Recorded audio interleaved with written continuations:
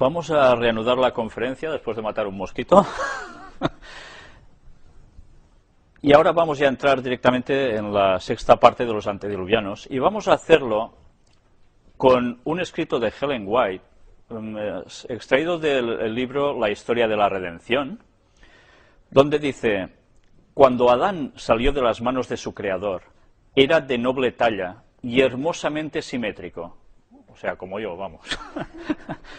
Era bien proporcionado y su estatura era un poco más del doble de la de los hombres que hoy habitan la tierra. ¿Cuánto medimos? ¿1,80? ¿1,90 el más lanzadillo? Pues imaginaros, más del doble. Estamos hablando de personas de 4 metros aproximadamente, 4 y algo quizás. Su tez no era blanca ni pálida, sino sonrosada, y resplandecía con el exquisito matiz de la salud. Eva no era tan alta como Adán. Su cabeza se alzaba algo más arriba de los hombros de él. También era de noble aspecto, perfecta en simetría y muy hermosa. Ya veis cómo hizo Dios al ser humano, con una perfección absoluta. Pero es muy interesante destacar precisamente la proporción en altura. Hemos venido presentando pruebas de descubrimientos que se hallaban a través de la geología, de objetos, pero recordad que estuvimos analizando el texto donde se hablaba de los gigantes. Y el texto nos mostraba que los gigantes no solo fue después de esa unión, que tanta polémica trajo que ya explicamos aquí, sino que ya antes eran gigantes, porque comparados con nosotros y con los israelitas, cuando Moisés escribía los relatos de la creación, evidentemente eran muchísimo más altos que nosotros. Pues bien, ya veis aquí la descripción del momento de la creación, de nuestros primeros padres. En Génesis capítulo 9, versículos 18 y 19 nos dice: y los hijos de Noé que salieron del arca fueron Sem, Cam y Jafet, y Cam es el padre de Canaán. Estos tres son los hijos de Noé, y de ellos fue llena toda la tierra.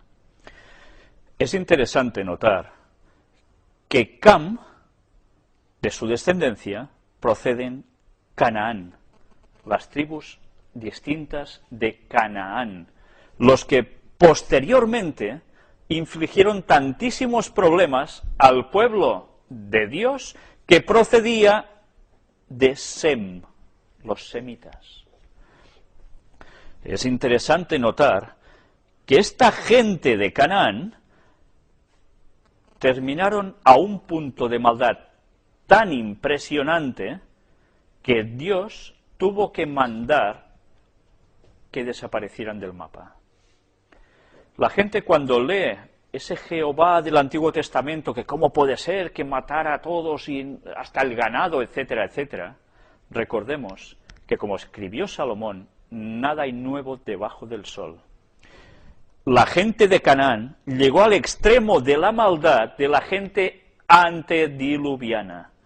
Por eso, si una vez los tuvo que destruir con un diluvio, llegando a ese extremo de la maldad, se tuvo que repetir la historia con los cananitas. Y eso fue un acto de amor. Paradójicamente, es un acto de amor. Porque si esta gente seguía viviendo así, jamás podían ser felices. Pero lo peor es que hubiesen contaminado a tal punto el pueblo de Dios, que el pueblo de Dios hubiese sido raído de la faz de la tierra como pueblo de Dios. ¿Por qué? Porque sin seguir los caminos de Dios estarían perdidos. ¿Y qué no hubiese pasado si el pueblo de los semitas llegaran hasta años después? Pues que Jesús, que tenía que proceder de este pueblo, no hubiese nacido. Con lo cual, la salvación del mundo entero estaba condicionada. Pues bien, ahora ya podemos entender que cuando se dan las órdenes para que los habitantes de Canaán perezcan, se dan por un motivo muy concreto. Esta gente pasaba también a sus hijos por fuego y se hacían toda clase de perversidades y maldades en extremo máximo. Recordemos un versículo muy importante. Dios no les permite al pueblo hebreo llegar hasta Canaán porque antes, cuando habla de Abraham y demás, dice que no había llegado al colmo de la maldad este pueblo hasta sus días. Por tanto, Dios aún actuaba con misericordia y los aguantaba a pesar de que ya hacían todo lo que se podía imaginar, y más de malo. Pero aún les faltaba una parte, y Dios aguantando aún. ¿Esto no es misericordia acaso? ¿Tan malo era Dios? ¿Tan malo nos lo quieren pintar algunos a ese Jehová del Antiguo Testamento? Pero cuando llegan al extremo, al clímax que Dios determina, hasta aquí llegáis porque ya no se puede tolerar más, entonces es cuando ellos, los semitas, tienen que llegar hasta allí y pasa a ser su tierra prometida y entran en la conquista de Canaán. Y esto debemos tenerlo claro porque la gente confunde los términos del Jehová del Antiguo Testamento como malo, malísimo, cuando ese Jehová era el mismo Jesucristo que luego nació encarnado en Belén. ¿Cómo podía mostrarse él mismo de dos facetas tan distintas?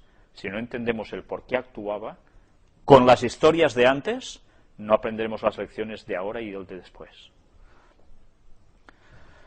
Esdras capítulo 9, versículos 1 y 2 nos dice: acabadas estas cosas, los príncipes vinieron a mí diciendo: el pueblo de Israel y los sacerdotes y levitas no se han separado de los pueblos de las tierras, de los cananeos, heteos, fereceos, jebuseos, amonitas, moabitas, egipcios y amorreos, y hacen conforme a sus abominaciones.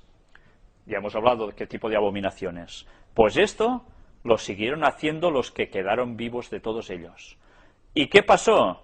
Que los del pueblo de Israel se juntaron con ellos y caían exactamente en lo mismo. Porque han tomado de las hijas de ellos para sí y para sus hijos, y el linaje santo ha sido mezclado con los pueblos de las tierras, y la mano de los príncipes y de los gobernadores ha sido la primera en cometer este pecado. Una vez más, lo que hacen los dirigentes del pueblo, el resto del pueblo como borregos imitando. De ahí la importancia de los líderes. Pero es curioso, si no nos damos cuenta de las primeras palabras que aparecen en el versículo 2, no nos percatamos que la historia se repite siempre. ¿Qué sucedió con los antediluvianos? Los hijos de Dios se juntaron con las hijas de los hombres. No eran ángeles caídos ni historias de marcianitos que venían y hicieron sexo con mujeres de aquí muy majas. No. Una vez más se repite la historia. Los hijos de Dios se mezclan con los hijos que no siguen las cosas de Dios. Y el pueblo llega a lo peor de lo peor dentro de los israelitas. Continuamente en la Biblia se habla de los actos abominables que la nación, o el pueblo de Israel, mejor dicho, llegaba a cometer. Sacrificaron también sus hijos a fuego a Moloc. Pues bien, ¿Dios tenía que permitir esto? Vamos a hablar ahora sobre una continuación de pruebas arqueológicas de las cuales estuvimos hablando. Hoy no voy a mostrar todas, ni mucho menos, de las que hay, porque hay muchas más. Algunas solo os las citaré, como por ejemplo esta. Diréis, ¿esto qué es? ¿Un borrufet? ¿Un pitufo? ¿Qué es esto? Parece un catalán con borratina, con el sombrerito típico de Cataluña, ¿no? Pues esto que veis aquí es un dibujo hecho, plasmado aquí sobre un papel, de algo que aparece en unas cuevas francesas, de pinturas rupestres, de las cuales se habla de que eran los hombres primitivos. Pero no es lo único que aquí aparece.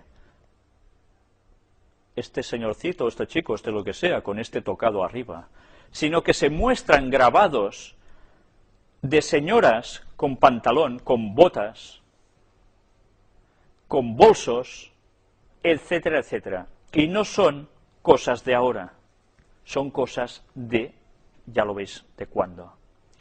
Las generaciones antediluvianas habían llegado a una moda que parece ser bastante parecida a la que estaban en la Edad Media. ¿Nos recuerda un poco esta vestimenta así?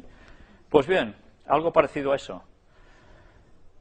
Lo curioso es que, ¿cómo puede ser que estas cosas, la ciencia, no les puede dar la explicación? Pues muy fácil, porque no quieren creer en que los antediluvianos habían llegado al punto de máximo desarrollo.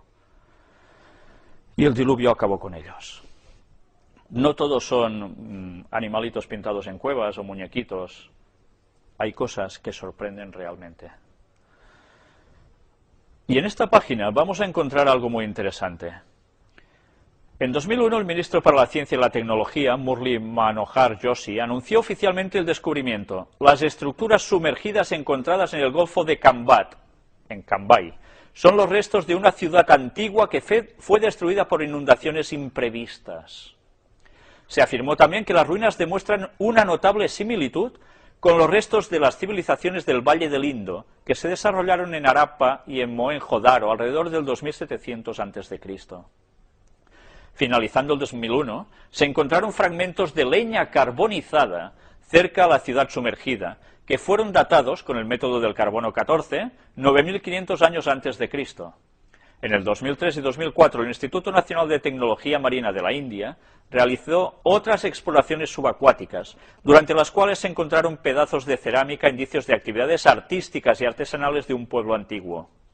Los hallazgos fueron enviados a algunos laboratorios hindúes y europeos y, por medio del método de la termoluminiscencia, fueron fechados de hace 31 milenios. El geólogo hindú Bhatrinarayan confirmó la autenticidad de los encuentros, sosteniendo que las reliquias fueron sometidas a un análisis con la técnica de difracción de rayos X. Con base en estos hallazgos, la ciudad sumergida de Cambat habría sido la más antigua del mundo, existiendo desde hacía 31 milenios de años. En mayo del 2001, la oceanógrafa canadiense Paulina Zelitsky, responsable de la Advanced Digital Communications Company, describió los resultados de una exploración marina en el Mar Caribe llamada Exploramar. Utilizando un sofisticado robot dotado de un sonar, magnetómetro y videocámara, que fue transportado a las profundidades marinas y guiado a distancia con un cable de fibra óptica, fue posible hacer el mapa de la zona del fondo inmersa y los resultados fueron increíbles. Se encontraron estructuras megalíticas situadas a más de 600 metros de profundidad a lo largo del Cabo San Antonio, o península Guanacabibes, en el extremo oeste de la isla de Cuba. ¿Nunca habíais oído hablar de esto en Cuba? Pues sí, esto ya salió también en algunas noticias. Las extrañas formaciones sumergidas, cubos, paralelepípedos y pirámides, se extienden por más de 20 kilómetros cuadrados. Por su tamaño y complejidad fueron bautizados Mega. Para muchos es simplemente una ciudad imposible, que no se puede explicar con las técnicas científicas actuales. Para otros, en cambio, las enormes piedras esculpidas son los restos de antiguos muros gigantescos, ya que después de un análisis atento se llega a la conclusión de que en algún momento estas paredes estuvieron expuestas a los agentes atmosféricos, puesto que se encuentran oxidadas. O sea, que estaban en superficie. Además, con base en las fotografías y en los vídeos divulgados, se nota que existen estructuras repetitivas como si fueran muros utilizados para habitaciones. El geólogo Manuel Iturralde, que participó en la investigación, sostiene que es posible que las ruinas sumergidas sean atribuibles a una civilización antediluviana, que sería del 10º milenio antes de Cristo. Bien, antediluviana sí, del 10º milenio antes de Cristo no, porque el mundo tiene 6.000 años. Pero bien, ya veis a qué conclusiones se puede llegar. Después de todos estos descubrimientos, se puede llegar a la conclusión de que las posibilidades de que hayan existido otras etnias antediluvianas son numerosas. De hecho, el estudio del largo periodo de tiempo durante el cual el Homo sapiens ha dominado el planeta, 130 milenios, dicen, está solo al inicio. Parece bastante limitado pensar que solo a partir del 8000 a.C. haya nacido la civilización. Se siguen encontrando cosas que verdaderamente sorprenden.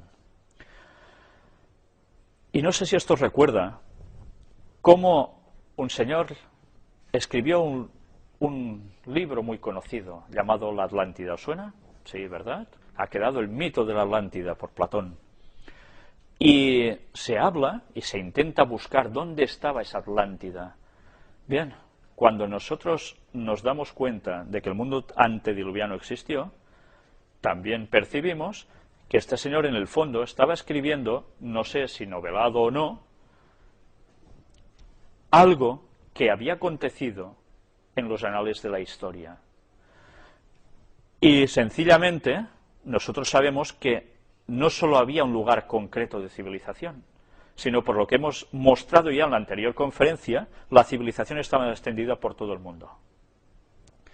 Y esos eran los antediluvianos. Extraído de este libro de Jonathan Gray, vamos a sacar solo unas páginas donde vais a ver algo que supongo que os va a sorprender bastante. Y es esta fotografía de aquí. No sé si os estáis dando cuenta de qué es. ¿Veis una persona puesta en lo que parece un sarcófago, un ataúd? Vamos a ver lo que pone este libro. Aquí está todo en inglés. Luego os lo lo vamos a ver traducido un poco así, hecho con ordenador, para que veáis qué pone allí. El cuerpo fosilizado de un hombre de 12 pies, 2 pulgadas de altura, fue levantado en una estación de ferrocarril de Londres en 1895. Esta fotografía que estáis viendo es de esos años. No es, ya lógicamente se ve que no es actual, blanco y negro y un poco cutre, ¿no? Pues bien, menos mal que esto se llegó a fotografiar. Vamos a ver qué es.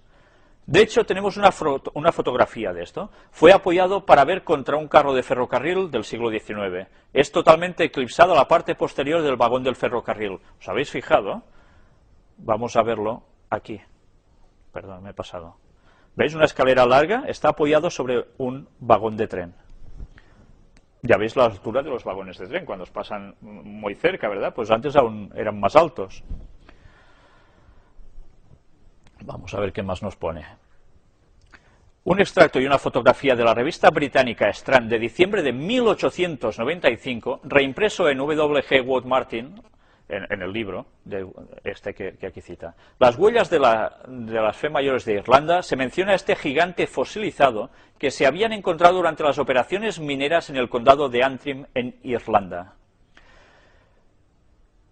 Preeminente entre los artículos más extraordinaria jamás realizada por una empresa ferroviaria es el gigante fosilizado de Irlanda, que es en este momento que yace en Londres y el noroeste de la compañía del ferrocarril de la amplia calle del depósito de mercancías. Y esa fotografía es la que se reproduce aquí, cuando estaba en ese lugar. Esta cifra monstruosa tiene fama de haber sido desenterrada por un tiempo. Bueno, esta cifra no debe ser exactamente esa la traducción. El señor Dyer hizo una prospección de hierro, del mineral de hierro, en el condado de Antrim. Las medidas principales en toda su longitud son 12 pies y 2 pulgadas. Circunferencia del pecho 6 pies y 6 pulgadas. Y la longitud de los brazos 4 pies y 6 pulgadas. Hay 6 dedos en el pie derecho. ¿Os suena esto de los 6 dedos, verdad? Había alguna raza que tenía esa particularidad. El peso bruto es de 2 toneladas. Casi nada, 2 toneladas de hombre.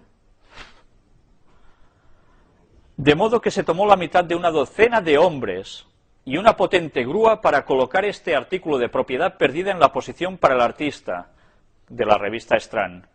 Dyer, después de mostrar el gigante en Dublín, llegó a Inglaterra con su hallazgo raro y lo exhibió en Liverpool y Manchester a 6 peniques por cabeza, que atraía a los hombres de ciencia, así como a turistas que quedaban boquiabiertos. El negocio fue creciendo y el empresario inducido a un hombre llamado Kershaw para comprar una participación en este asunto. En 1876 Dyer envió a su gigante de Manchester a Londres en tren, la suma de 4 libras esterlinas, etcétera, etcétera, y fue acusado de un recibo para el transporte de la empresa, pero nunca se pagó. Evidentemente Kershaw no sabía nada de la eliminación del show, ya que cuando lo descubrió, siguió a toda prisa, y a través de una firma de abogados de Londres, se trasladó al Tribunal de la Cancillería, que emitía una orden de restricción a la compañía de despedida con el gigante, hasta que la acción entre Dyer y sí mismo, para determinar la propiedad, se comercializó. La acción nunca fue un problema. Por desgracia, No sabemos lo que pasó después de esto. Es lamentable que estos descubrimientos a menudo desaparezcan y nunca más se oiga hablar de ellos otra vez. Afortunadamente, un reportero hizo la fotografía. Es curioso, ya lo vimos también en la anterior vez, cuando se encuentran según qué objetos, se muestran un poco y desaparecen del mapa. ¿Por qué será? ¿Dónde pone la ciencia a un hombre así de largo? Si eran primitivos y medio monos. Pues lo mejor, cuando toca hacerlo desaparecer. Pero menos mal que se fotografió y que hay registros de la época que eso fue así. En este otro libro de René Norbergen, del cual hablamos en la anterior conferencia, vamos a ver más objetos que se encontraron verdaderamente sorprendentes, de metales que ya veis aquí, zinc, hierro, etcétera, etcétera, súper antiguos, y se encontraron siempre de formas sorprendentes, y que tienen unos dibujitos que aquí, por desgracia, en pantalla no sé si lo podéis apreciar muy bien, pero donde se muestran señores con barba y bigote, donde se muestran señores aquí que veis como si fuera con una escafandra o algo parecido alrededor de su cabeza. Pues bien, esto tiene muchos años, muchos. Más cosas que se fueron encontrando. Y bueno, os voy a mostrar unas partes del libro, para los que sepáis inglés y los queráis leer, es interesante, muy interesante, y vamos a ver cómo precisamente este señor, el escritor del libro, tuvo también, o participó también, con alguien del cual nosotros hemos hablado en anteriores conferencias, y era Ron Wyatt, el arqueólogo del cual mostramos más de una cosa aquí. Pues es curioso que uno tuviera la tendencia hacia asuntos bíblicos, postdiluvianos. Aquí tenéis a Ron, precisamente saliendo del túnel, excavándolo en la antigua Jerusalén, donde estaba buscando el Arca de la Alianza. O sea que esta fotografía tiene sus años. Y el otro se versara precisamente en el mundo antediluviano, René Norbergen. Pero curiosamente los dos coincidieron en exploraciones y trabajaron juntos. Ya os iré informando cuando pueda de los detalles de todo esto, de cómo va la investigación en la que estoy puesto, y espero poder dar una conferencia relativamente en breve al respecto. Bien, aquí tenéis todo esto. Vamos a seguir avanzando con otro libro de René Norbergen, donde se presentan también estas fotografías que aquí veis. ¿No veis una huella de dinosaurio y un pie enorme humano aquí? Pues curiosamente esto está sacado por ahí mismo. ¿Cómo puede ser si se dice de que no convivieron los dinosaurios y los hombres a la misma vez? Aquí tenéis lo que comentamos la otra vez sobre la pila eléctrica que se encontró. El avión del cual dijimos también algo ya, que apareció en Egipto, en las tumbas egipcias, que podía transportar hasta unos cuantos kilos de peso a 90 kilómetros por hora, se calcula. Y todo esto se encontró en las tumbas egipcias. Y aquí tenemos el famoso aparatejo volador precolombino. Lo veis en sus formas, muy parecidas a un caza actual. Y todo esto, ya veis los años que tiene, ¿verdad? Por cierto, alguien me indicó que en una anterior conferencia dije algo de, no sé si prediluvianos, cuando quería decir postdiluvianos o al revés. Bien, pido perdón por eso, porque a veces hablando uno se equivoca, ¿no? Y en mi caso bastante. Pero bien, quería constatarlo, ¿verdad? Para que si encontráis ese trozo en la conferencia anterior o en la otra, sepáis que me refería a lo contrario de lo que expresé allí. Vamos viendo más cosas. Y este libro no es un libro de tonterías precisamente. Este libro es un recopilatorio de artefactos extraños que se han ido encontrando y están totalmente catalogados. Sí, esas cosas que aparecen y parece que, uy, no han aparecido para nada, pero sí, se catalogan. No todos, porque algunos desde luego desaparecen a la primera, ¿eh? Pero bien, ya en la portada ya sorprende, porque si se hablaba de que las culturas incas y demás no conocían la rueda, como los precolombinos ya tenían estos aparatejos. Qué cosas, ¿eh? Pues si la gente no entiende que hubo un diluvio primero universal y que hubo una gran civilización, no va a entender nada de esto. Y como siempre, cuando no se entiende, patada y se guarda, ¿no? Aquí tenéis distintas cosas, solo he sacado unas páginas de este libro donde se muestra hasta lo que es como un chicle de la época, algo que se mascaba como una goma, es curioso, ¿eh? Pues bien, todo esto está catalogado. Incluso estos artefactos que los egipcios tenían conectados a unos cables que parece ser que emitían luz. Luego hablaremos un poco de esto. Ya sabéis que no se ha encontrado nunca nada que haga luz dentro de una pirámide, ¿verdad? Teóricamente, nadie ha encontrado antorchas ni cosas que hayan humeado, ya que se pinta que iban tan cutres, pobrecillos. Bueno, pues ¿con qué caray se iluminaban? Se había dicho que si unas refracciones de espejos por toda la pirámide, jamás se ha encontrado nada parecido a eso. Aquí tenéis lo de la pila, esa famosa pila de la que estuvimos hablando, que aquí la tenéis. Mirad cómo estaba hecha. La batería descubierta en Bagdad, en Irak. Y aquí tenéis las pisadas de dinosaurio, casi nada, fosilizadas, una vez más. Y se hacían amputaciones quirúrgicas en el Neolítico, sacado de una noticia del 2010 en 20 minutos, periódico de Barcelona. Se nos habla de que ya se hacían operaciones de amputación perfectas. Bien, parece que no eran tan tontos, ¿eh? Y aquí tenemos fósiles y huellas de antiguos gigantes de casi 5 metros de altura. Información sobre esos antiguos gigantes o híbridos de mujeres humanas, y dice aquí ángeles de Satanás, se encuentra en Internet. Claro, démonos cuenta lo fácil que es caer en falsas interpretaciones si no analizamos bien las cosas y los textos. Se pueden mostrar cosas que pueden ser muy ciertas, pero al caer en errores, podemos hacer que sea una cadena y sucesión de errores, hasta llevarnos a cosas esperpénticas. No, ya dijimos que esto no sucedió, pero es interesante lo que sí cuenta después. Vamos a ver una foto donde se ve un fémur y que probablemente, ya veis, de 1,20 m, podía ser de un señor de algo parecido a 4 metros de altura, encontrado en Texas. Y aquí lo tenéis. Ya veis el señor haciendo de modelo al lado, ¿no? Casi nada. Pero aquí tenéis una pisadita grabada en la roca. Aquí tenéis un pie de un señor, supongo, más o menos normal, pero ya veis, 60 centímetros de pie, el de antes. Casi nada, ¿eh?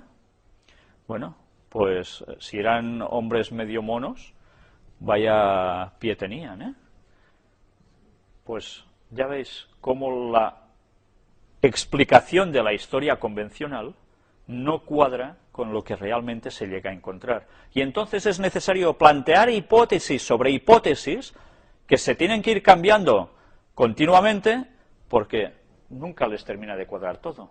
Todo por apartarse de la palabra de Dios y de las evidencias. Pero así el mundo sigue engañado. Pues bien, ya veis aquí las pisaditas. Y aquí tenéis más nítida la fotografía que antes hemos mostrado. Este señor medía 3,65. Casi nada, ¿eh? En metros estoy hablando. Lo digo para la gente que nos esté escuchando en la parte de Europa, porque en el otro lado suelen ir con pies, ¿no? Pues bien, ya veis. Casi nada, ¿eh? ¿Y esto os lo enseñan en el colegio? ¿Lo enseñan en los institutos? ¿Lo enseñan en las universidades? ¿Por qué será? Si no supiésemos cómo detrás de la teoría de la evolución habían estado las sociedades secretas trabajando a través de el abuelo ya de Darwin y todo el cometido de instituciones que ellos fueron haciendo y creando para cambiar la mentalidad de la población mundial a través de la enseñanza, no nos enteraríamos de nada. Gracias a Dios que sabemos estas cosas. Gracias a Dios. Aquí tenéis pisadas de gigante, un gigante enorme de estos, y una comparativa a este bichito que medía más o menos unos 4 metros de altura, ahora comparado con los hombres actuales, pues ya veis lo que queda. Imaginaos si estos bichitos hubiesen estado después del diluvio, cuando el hombre se iba degradando, encogiéndose, por decir algo, perdiendo su fuerza, su supercapacidad mental, su todo. Pues ¿qué hubiese sido de los hombres con estos animalitos, no? Por eso, como decía Helen White, hubo animales que no entraron en el arca, porque Dios tuvo que preservar al ser humano. Y aquí, estas son esas típicas fotografías que uno no sabe realmente hasta qué punto son auténticas o son manipulaciones. Os iba a mostrar algunas fotografías que están corriendo mucho de gigantes, esqueletos gigantes que se encuentran, pero curiosamente, que hay mucha gente que se ha tragado como verdad, luego se pueden ver las fotografías auténticas como han sido manipuladas y son timos, son timos. Entonces hemos de ir con mucho cuidado antes de dar por verificado algo. El texto bíblico decía que había gigantes en la tierra en aquellos días. La palabra para gigantes, de la raíz hebrea nefilim, significa hombres violentos, en extremo, terroristas. Y estos fueron los valientes, dice el texto, que desde la antigüedad fueron varones de renombre. La palabra renombre, que se traduce aquí, significa capacidad mental, lo que denota la fuerte potencia de sus mentes. Esto es interesante tenerlo en cuenta, para no caer en tonterías de conclusiones con los nefilims, como ya dijimos la anterior vez. Por tanto, estos gigantes, estos hombres antediluvianos, llegaron a ser violentos en extremo. Todos. Por eso Dios tuvo que intervenir. No era solo una raza de unos que se habían juntado con... No. Todos fueron así. Por eso solo se pudieron salvar 8 personas. Más los que murieron justo antes del diluvio, que habían aceptado el mensaje de Noé. Los antediluvianos no tenían libros ni anales escritos, pero con su gran vigor mental y físico disponían de una memoria poderosa que les permitía comprender y retener lo que se les comunicaba, para transmitirlo después con toda precisión a sus descendientes. Durante varios siglos hubo 7 generaciones que vivieron contemporáneamente y tuvieron la oportunidad de consultarse para aprovechar cada una los conocimientos y la experiencia de las demás. Citas del Espíritu de Profecía. En nuestros tiempos tenemos registros fieles de personas de la antigüedad que relataron el linaje de sus antepasados antediluvianos. Los sumerios, quienes según se cree fundaron la primera civilización después del diluvio, reconocieron la civilización prediluviana que los antecedió.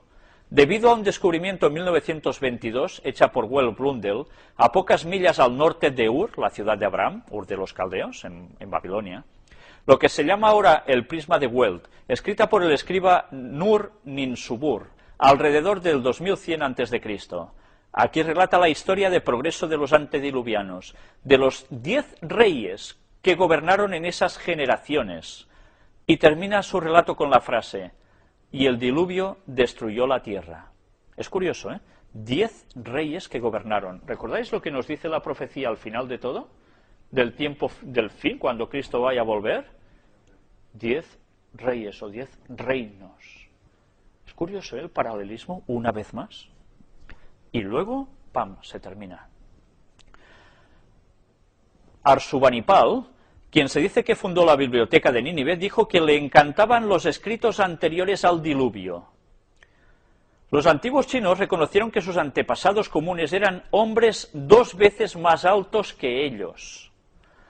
Pero el relato cumbre de estos acontecimientos es la épica de Gilgamesh, que relata todo, con lujo de detalles, acerca del avance mental de los antediluvianos y cómo fueron destruidos por un diluvio mundial, y que solo un hombre llamado Nu y su descendencia sobrevivió a esta catástrofe, llevando en su embarcación vestigios de la raza destruida. Esto es interesante. ¿De verdad nosotros pensamos que cuando Noé y sus hijos y sus esposas entraron en el arca con todos los animales, entraron con las manos en los bolsillos? ¿No llevaron nada de sus conocimientos? No tan solo en la mente, sino físicamente. Pues bien, curiosamente el relato de Gilgamesh nos dice que entraron con vestigios. Esto es muy importante, porque quizás hoy no nos va a dar tiempo, seguramente no, pero al final, en la próxima, que espero que ya sea la última, sobre los antediluvianos, vamos a hablar precisamente sobre esto, porque hay algo muy importante que va a constatar que esto no son bromas. Cuando aquí se habla de escritos anteriores al diluvio, y antes nos decía que no tenían libros, no eran libros para transmitir el conocimiento porque no les hacían falta, pero esto no quiere decir que hubiera otro tipo de libros, como podían ser ahora novelas o a saber qué otra cosa, porque esto lo distraía a este señor cuando lo leía, ¿verdad? En el mundo antediluviano había muchas obras maravillosas de arte y ciencia. Estos descendientes de Adán, recién salidos de la mano de Dios, poseían capacidades y facultades que no se ven hoy en día. Esto lo escribió Ellen White. Y ya hemos visto que realmente hacían maravillas y muchas más cosas que seguramente jamás nos encontrarán. Un interesante artículo apareció en muchos otros periódicos en Estados Unidos el 10 de abril del 1967. Informaba el descubrimiento de un artefacto y de restos humanos en la mina Rocky Point en Gullman, Colorado. A una profundidad de 400 pies, relataba el Saturday Herald de la ciudad de Iowa, los excavadores hallaron huesos humanos incrustados en una veta de plata. Según las normas geológicas, el hallazgo tenía varios miles de años de antigüedad. Pero además de los huesos, encontraron la punta de una flecha de cobre bien templado de 4 pulgadas de largo. En armonía con el pensar científico, ni los huesos ni la flecha deberían hallarse en ese lugar, y sin embargo, ahí estaban, inexplicable e inesperadamente. En 1581, un comerciante llamado Hiram de Witt consiguió un pedazo de cuarzo del tamaño del puño de una mano. Mientras se la enseñaba a un amigo, se le cayó de la mano y al tocar el suelo se quebró. Pero qué sorpresa para ellos al encontrar dentro un clavo largo, bien recto y con la punta perfecta. Para colmo, el cuarzo no es un mineral que se pueda crear, sino que el cuarzo se forma. Al llevar esto al laboratorio, los evolucionistas dijeron que tenía 1 millón de años, mientras que los creacionistas concuerdan la edad original del clavo con el relato del diluvio. Nosotros mostramos en una anterior fotografía, en la anterior conferencia, no un clavo, sino hasta un tornillo, con toda su rosca. Bueno, pues también tenían estas cosas ellos. Y ahora vamos a ver algo sobre 2 textos bíblicos.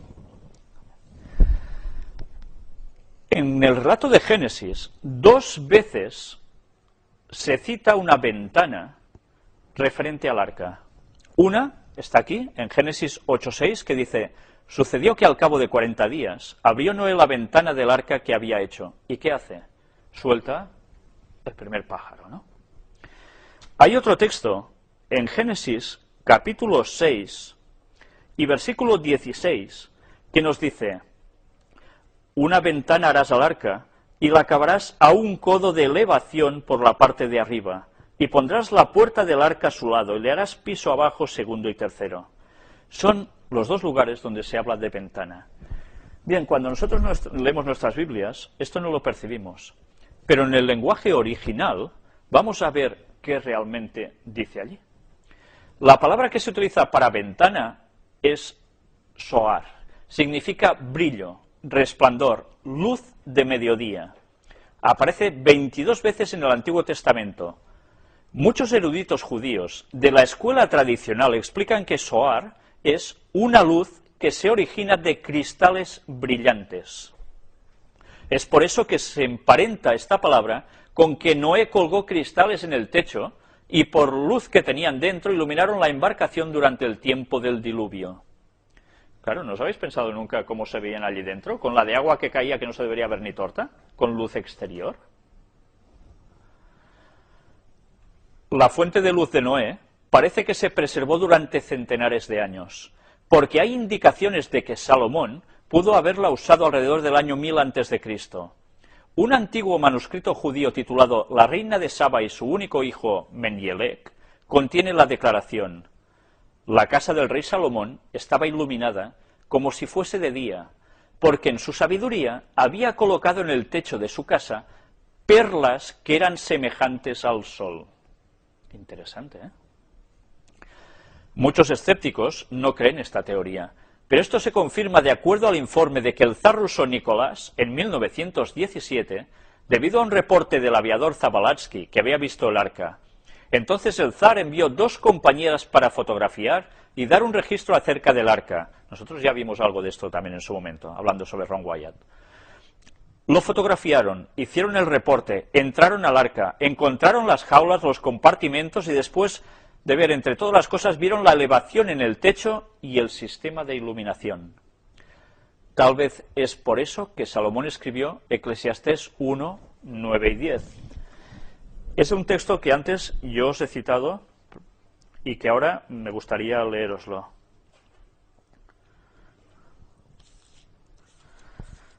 Eclesiastés, capítulo 1, versículos 9 y 10. ¿Qué es lo que fue? Lo mismo que será. ¿Qué es lo que ha sido hecho? Lo mismo que se hará, y nada hay nuevo debajo del sol. ¿Hay algo de que se puede decir, he aquí esto es nuevo? Ya fue en los siglos que nos han precedido. Todo ya ha pasado antes también. Y este texto me gustaría que lo recordaseis, porque justo al finalizar la trama de los antediluvianos, lo deberemos tener presente en nuestras memorias. Porque todo este tema del cual estamos tratando, tan extenso, nos va a llevar a una conclusión impresionante que dudo de que normalmente lleguemos a percibir y que nos va a dejar realmente perplejos. Os voy a dar solo una pista. ¿Recordáis cómo terminamos la conferencia sobre Orión? Cuando hablamos de las pirámides, la constelación de Orión, etc., eso nos llevó a una conclusión. Todo esto nos va a llevar a otra conclusión. Y veréis qué cosas tan impresionantes. Veréis. Pero todo en su momento. Los antiguos pueden haber tenido más fuentes de luz de las que nosotros nos imaginamos. Y hay numerosas indicaciones de que así fue. Cuando abrieron el sepulcro de Pallas cerca de Roma, a principios del siglo XV, lo hallaron iluminado por una linterna que había estado encendida en el interior de la tumba durante más de 2000 años. San Agustín, del 354 al 430, de la era cristiana, sostiene que en un templo egipcio dedicado a Isis había una lámpara que ni viento ni agua podían apagar. Esto no lo enseñan en las escuelas, ¿eh?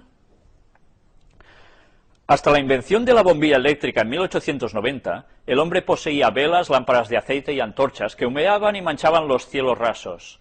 Sin embargo, nunca se halló ningún vestigio de humo en el interior de las pirámides de Egipto ni en las tumbas subterráneas de los faraones en el Valle de los Reyes.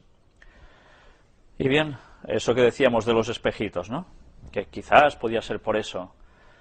Pues quizás es que había ya gente de esos momentos que conocían una luz artificial.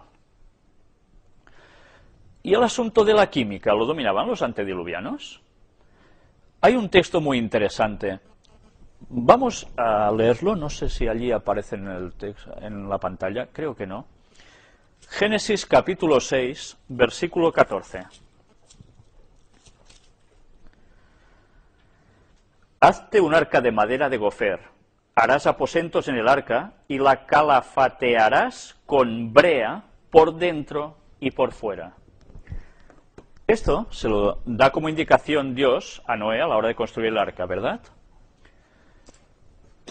Cuando Noé recibe estas palabras, vamos a ver qué podemos sacar de todo esto. La palabra traducida por brea es la del hebreo kofer, que se cree está relacionada con el término asirio kuper, que es asfalto. El asfalto es un producto del petróleo. Y como se sabe, el petróleo natural está formado por restos de vegetales y animales que han sido sometidos a un tremendo calor y a una alta presión. Siendo que el asfalto no existía en forma natural, porque lógicamente ya hemos visto que el petróleo sale precisamente del mundo antediluviano, de cómo quedó sepultado, por tanto, si ellos aún existían, ¿de dónde lo sacaban? Siendo que el asfalto no existía en forma natural, debemos suponer que era producido artificialmente, lo que presupone un conocimiento muy avanzado de la química, particularmente de los hidrocarburos. Si los antediluvianos conocían la química de los hidrocarburos y su producción, toda la gama de productos del petróleo estaban a su alcance, desde los selladores impermeabilizantes hasta los plásticos y los otros materiales sintéticos. Y lo más importante, deben haber sido capaces de producir lubricantes para toda la maquinaria y combustible para los motores. Porque ya vimos que tenían piezas engranadas, ¿no? Ya lo mostramos aquí. Pues será una mera casualidad que la raíz de la palabra química se atribuya a Kem, el antiguo nombre de la tierra de Egipto, la tierra de Cam, derivado del nombre bíblico Cam, uno de los 3 hijos de Noé. Curioso, ¿eh? Cuando uno empieza a saber palabritas del idioma original en el que está escrito la Biblia, cómo cambian las cosas, ¿eh? Las cosas secretas pertenecen a Jehová nuestro Dios, mas las reveladas son para nosotros y para nuestros hijos por siempre. Deuteronomio 29:29. Y eso es algo que debemos tener presente. No podemos saberlo todo, pero hay cosas que sí. Estos y más avances tecnológicos lograron desarrollar los antediluvianos, sin contar otras como calderas de cobre ceremoniales chinas de inmenso grosor, con escritura en su interior. Newton Anderson encontró una campanilla extremadamente muy bien hecha, con la figura de un dios en la cima del mango. Está hecha de latón y bronce, arsénico, sodio y antimonio, los cuales no se encuentran en aleaciones modernas. Aparte de eso, también el martillo encontrado con 96,6% del hierro, 0,74 de sulfuro y 2,6 de cloro. Los físicos dicen que bajo las condiciones atmosféricas actuales es imposible hacer aleaciones de esta magnitud. Las investigaciones nos llevan a que solo la condición atmosférica antediluviana, de la cual nosotros ya hablamos, es la única explicación posible para que se forje estas condiciones metálicas. Todo esto va en asemejación con el relato bíblico de Génesis 4:22, asegurando su real existencia. Vamos a leer un momento Génesis 4:22.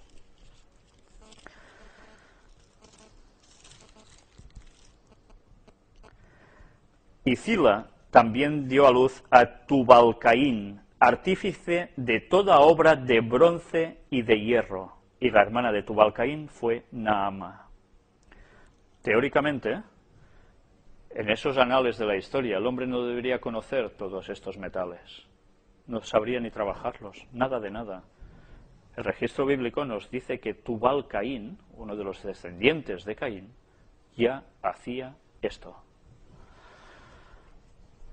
Este texto lo vamos a volver más adelante también en la conferencia, quizás no la de hoy.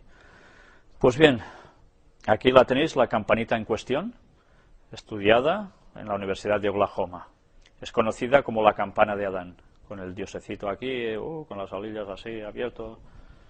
Pues bien, qué cosas, ¿eh? ¿Y esto qué es? Este bisonte es uno de muchos esqueletos de animales prehistóricos que ha sido desenterrado con el cráneo agujereado, como por efecto de una bala, y todos suponemos que los dinosaurios no tenían revólveres, ¿no? Nos dice aquí en plan gracioso, y es verdad, no se dispararían así entre ellos, ¿no? Hay dinosaurios que también tienen orificios craneales, pero la limpieza del impacto en la parte posterior de la cabeza ya no alude a una bala, sino al láser. Porque sabéis que las balas siempre dejan un pequeño registro. El láser es totalmente limpio. Pues bien, yo no sé si recordáis un texto bíblico. Cuando Adán y Eva son quitados del jardín del Edén, hay 2 querubines. ¿Pero qué hay, además de los 2 querubines? Una espada encendida que se revolvía por todos lados para evitar que nadie entrara allí. A ver, claro, nosotros podemos leer, una espada encendida, una espada que, mira, que es una llama, que ¡uala! Se mueve y tal, y la gente, uy, por no quemarse no se mete. ¿Sí? ¿Era esto? ¿O es que hay una cierta tecnología divina de la cual normalmente no somos conocedores o no caemos en ello y nos está diciendo de que el láser ya es algo de mucho más arriba? ¿Y la película de la Guerra de las Galaxias? Cuando empiezan a sacar las espadas láser, ¿os habéis imaginado alguna vez cómo podía ser la guerra en el cielo entre Cristo y sus ángeles y Satanás y sus ángeles? Era, ¿cómo? ¿A base de gritos? ¿A base de tirachinas? Fue una batalla. Y Cristo y sus ángeles salieron vencedores. Y hubo un retroceso hasta tal punto que ellos fueron arrojados a la tierra. Bien.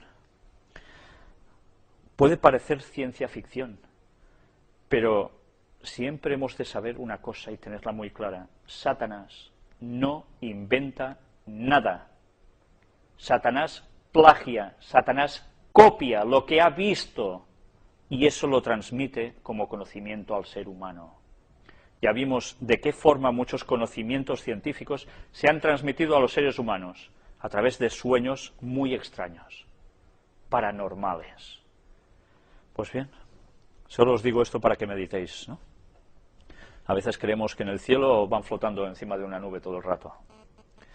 Este diamante fue encontrado en Herkimer, New York, el cual inexplicablemente fue encontrado ya tallado, lo cual deja mucho que pensar, pues el pulido del diamante requiere máquinas especializadas de alta precisión, fabricadas con oro y que giran a miles de revoluciones por minuto.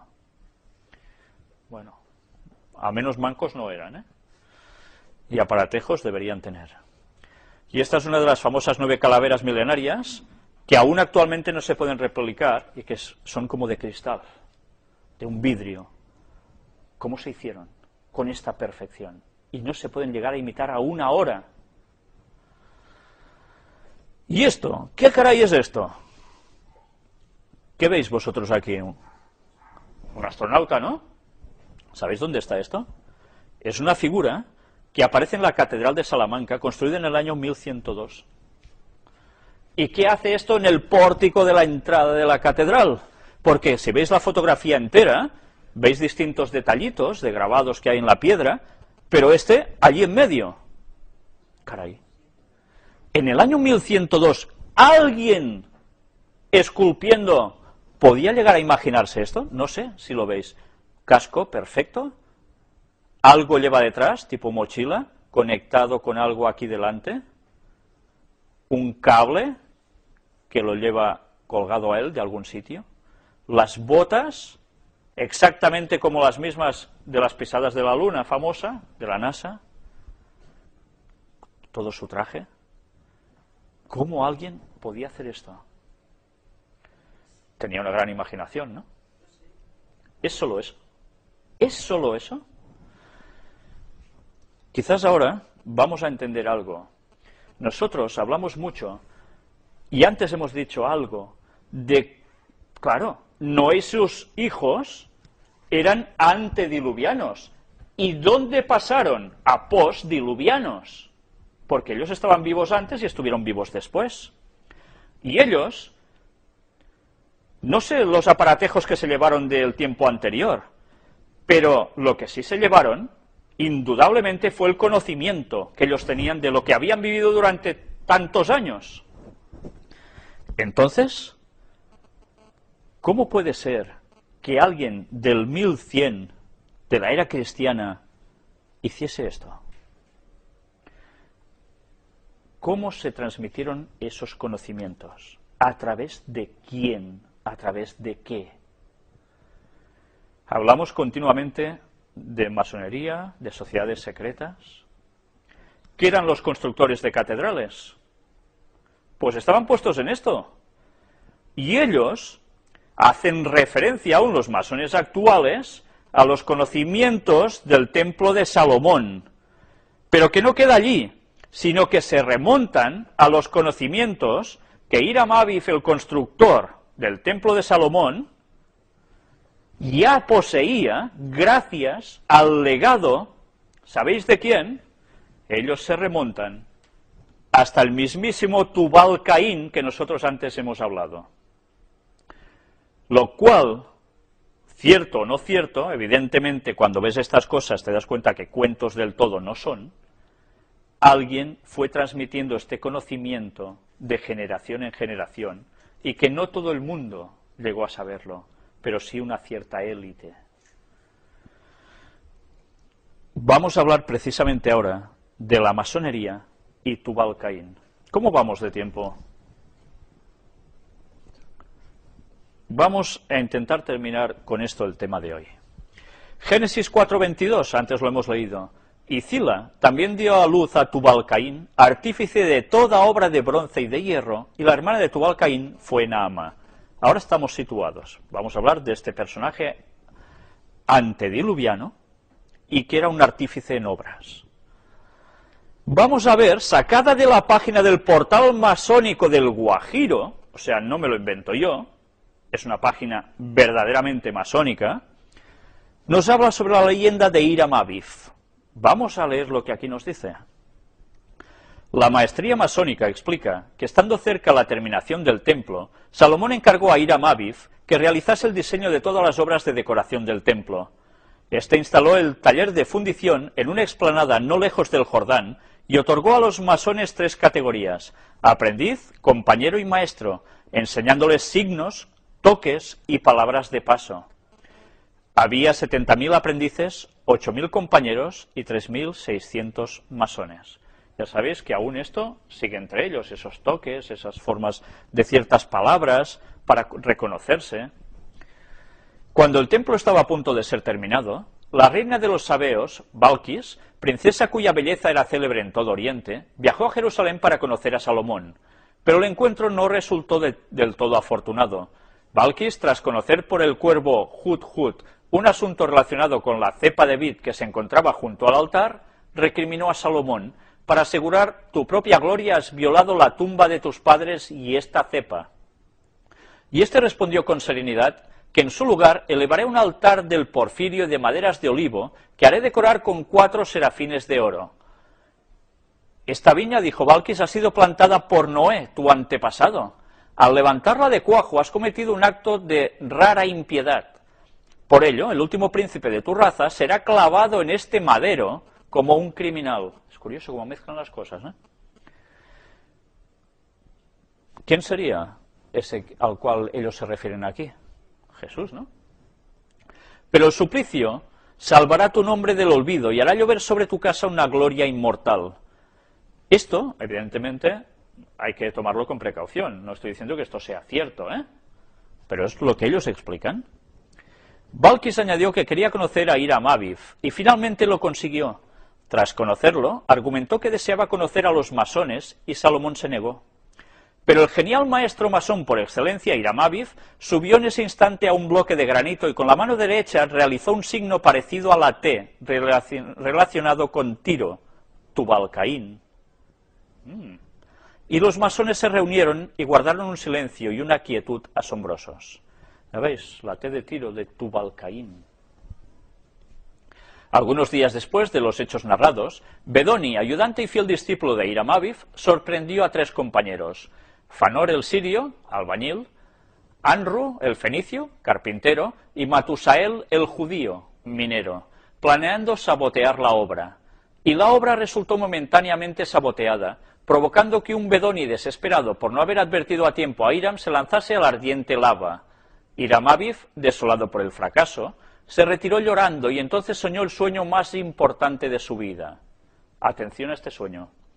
Tubal Caín lo transportó al monte Sión y al centro de la tierra, y le transmitió la tradición luciferina más pura y excelsa. Atención, porque cuando ellos dicen esto, tradición luciferina más pura y excelsa, no se lo toman como nos lo tomamos los cristianos. Para ellos, esto es la verdadera luz, la que le transmitía el ángel de rebelión en el cielo. Ah, caray, cómo cambian las cosas, ¿eh? Ellos están diciendo que sus conocimientos ya les vienen a través de Satanás, a través de Tubal Caín, y todo con un sueño le va transmitiendo esto. Antes hemos dicho lo de los conocimientos, la transmisión de conocimientos en sueños extraños. De la fundición que brilla enrojecida en las tinieblas de la noche, se alza una sombra luminosa. El fantasma avanza hacia Hiram, que lo contempla con estupor. Su busto gigantesco, es interesante, ¿eh? Ellos están hablando de gigantes también aquí, está presidido por una dalmática sin mangas. Aros de hierro adornan sus brazos desnudos, su cabeza bronceada, encarnada por una barba cuadrada, trenzada y rizada en varias filas, va cubierta por una mitra de plata dorada. Mitra de plata, no sé a qué me suena a mí eso. ¿Quién lo lleva arriba? Sostiene en la mano un martillo de herrero. Sus ojos, grandes y brillantes, se posan con dulzura en Hiram, y con una voz que parece arrancada de las entrañas del bronce le dice: reanima tu alma, levántate, hijo mío, ven, sígueme, he visto los males que abruman a mi raza y me he compadecido de ella. Caray. Espíritu, ¿quién eres?, pregunta Hiram. La sombra de todos tus padres, el antepasado de aquellos que trabajan y que sufren. Ven, cuando mi mano se deslice sobre tu frente, respirarás en la llama. No temas nada, nunca te has mostrado débil. ¿Dónde estoy? ¿Cuál es tu nombre? ¿A dónde me llevas?, dice Hiram. Al centro de la tierra, en el alma del mundo habitado. Allí se alza el palacio subterráneo de Enoc, nuestro padre, al que Egipto llama Hermes y que Arabia honra con el nombre de Edris. ¿Os estáis dando cuenta qué mezclas? O sea, está pintando a gente realmente de Dios como Enoc, como si fuera del mismo pensamiento que todo lo satánico, y que encima están dentro de la tierra. Madre mía, pues vaya mezclas. Potencias inmortales, exclama Hiram. Entonces es verdad, tú eres tu antepasado, hombre, artista, tu amo y tu patrono. Yo fui tu Balcaín. Llevándole como en un sueño a las profundidades de la tierra. Es curioso, a mí esto me recuerda un vídeo donde se muestra a unos chicos pentecostales, donde dicen que también a través de un sueño se les aparece Jesús y los lleva al centro de la tierra, donde hay el infierno, etcétera, etcétera. Bueno, unas historias que menos mal que sabemos que eso realmente no es así. Sé que debo la conferencia de la inmortalidad del alma, pero es que hay gente que se está tragando esto. Millones de personas. Ojalá recurriesen a la Biblia con estudio a fondo, porque van a ser engañados por Satanás, como lo fueron esa gente. Tubal-Caín instruye a Hiram Abib en lo esencial de la tradición de los cainitas, los herreros, dueños del fuego. O sea, que les está dando, además, el conocimiento de los hijos de Caín. En el seno de la tierra, Tubal-Caín muestra a Hiram la larga serie de sus padres: Iblis, Caín, Enoc, Irad, Mesuyael, Matusael, Lamec, Tubal-Caín. Y entonces le transmite a Hiram la tradición luciferina. Al comienzo de los tiempos, hubo dos dioses que se repartieron el universo. ¿Dos dioses hubo que se repartieron el universo? Yo lo que sé por la Biblia es que un gran y extenso ángel, el líder de ellos, se rebeló contra Dios. ¿Y se lo repartieron? Bueno, Satanás vino a parar a la tierra y esa es la única parte que tiene de poder. El resto es en manos de Dios. Pero ya veis cómo pintan ellos las mismas cosas de modo distinto. Adonai, el amo de la materia, que Adonai ya sabéis que sería nuestro Dios auténtico, el bíblico, el amo de la materia y ¿cómo pone? El emérito tierra e Iblis, Samael, Lucifer, Prometeo, Bafumet, el amo del espíritu y el fuego. El primero creó al hombre del barro y lo animó. Iblis y los Elohim, dioses secundarios, que no quieren que éste sea un esclavo de Adonai, despiertan su espíritu, le dan inteligencia y capacidad de comprensión. Ya veis, o sea que los malos, teóricamente, para nosotros, aquí pone que vienen a ser los buenos, ¿vale? A la inversa. Esto ya va apareciendo en películas también que nos suenan, como de ángeles y demás, ¿eh? Mientras Lilith, hermana de Iblis, Samael, Lucifer y Bafumet, de la cual estuvimos hablando también en una de las charlas, se convertía en la amante de Adán, el primer hombre. enseñándole el arte del pensamiento. Iblis seducía a Eva y la fecundaba, y junto con el germen de Caín deslizaba en su seno una chispa divina. Según las tradiciones talmúdicas, Caín nació de los amores de Eva e Iblis, y Abel de la unión de Eva y Adán. Y esto es el Talmud, en lo que se basan también todo el mundo cabalista, todo el mundo judío que no sigue a Dios, sino que se inclina por todo lo contrario. Más tarde Adán no sentirá más que desprecio y odio por Caín, que no es su verdadero hijo. Caín dedica su inteligencia inventiva, que le viene de los Elohim, a mejorar las condiciones de vida de su familia expulsada del Edén y errante por la tierra. O sea que quien transmitió los conocimientos al ser humano de cómo avanzar tecnológicamente, teóricamente, fueron los Elohim, esos que nosotros diríamos los ángeles caídos. Un día, cansado de ver la ingratitud y la injusticia, se rebelará y matará a su hermano Abel. Caín aparece ante Hiram Aviv y también le explica su injusta situación, añadiendo que en el curso de los siglos y los milenios, sus hijos, hijos de los Elohim e Iblis, trabajarán sin cesar para mejorar la suerte de los hombres, y que Adonai, celoso tras intentar aniquilar a la raza humana tras el diluvio, verá fracasar su plan gracias a Noé, que será avisado por los hijos del fuego. Vaya forma de liar la troca que diguem nosaltres en català, ¿vale? Como decimos en catalán, bueno, esto es súper complicado, se tuerce todo lo que es para decir todo lo contrario. Impresionante. Pero eso es siempre el juego de Satanás.